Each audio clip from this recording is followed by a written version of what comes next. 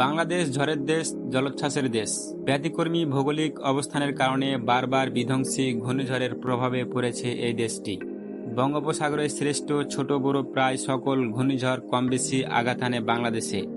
এসব ঘূর্ণিঝড়ের ফলে বিভিন্ন সময়ে লাখ লাখ মানুষের প্রাণহানি ঘটেছে এবং বিপুল ক্ষয়ক্ষতির শিকার হয়েছেন উপকূলীয় এলাকার বাসিন্দারা।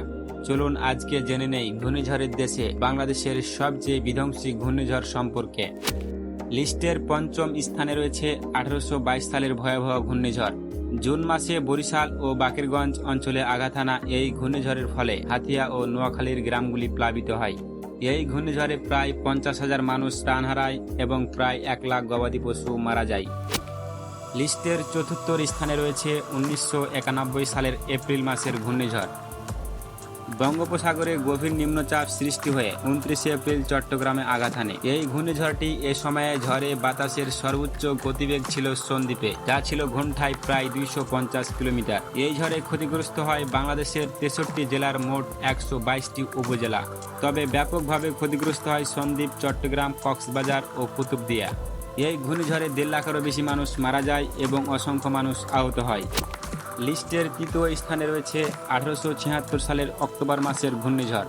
এই ঘূর্ণিঝড়টি প্রথমে দক্ষিণ বঙ্গোপসাগরে সৃষ্টি হয়ে 30 অক্টোবর বরিশালের বাকেরগঞ্জে আঘাত হানে। প্রায় 12 মিটার উচ্চতার জলোচ্ছ্বাসে উপকূলীয় অঞ্চল প্লাবিত হয়। এতে প্রায় 2 লাখ মানুষ মারা যায়। এছাড়া ঘূর্ণিঝড়ে গবাদি পশু মারা যায় 70,000-এরও বেশি। লিস্টের দ্বিতীয় স্থানে রয়েছে 1582 সালের ঘূর্ণিঝড়। বাকেরগঞ্জ এবং পটুয়াখালী অঞ্চলে আঘাত হানা এই ঘূর্ণিঝড়ে প্রায় 2 লাখ মানুষ প্রাণ হারায়। শুধু মজবুত ভিত্তির উপর গড়ে ওঠা ধর্মীয় উপাসনালয়গুলি রক্ষা পেয়েছিল। লিস্টের প্রথম স্থানে রয়েছে 1977 সালের ভোলা সাইক্লোন। বাংলাদেশের ইতিহাসের সবচেয়ে বিধ্বংসী ঘূর্ণিঝড়টি হল 1977 সালের ভোলা সাইক্লোন। এই ঘূর্ণিঝড়টি 8 নভেম্বর বঙ্গোপসাগরে সৃষ্টি হয়ে 11 নভেম্বর পূর্ব পাকিস্তান এবং পশ্চিমবঙ্গের উপকূলে আঘাত হানে।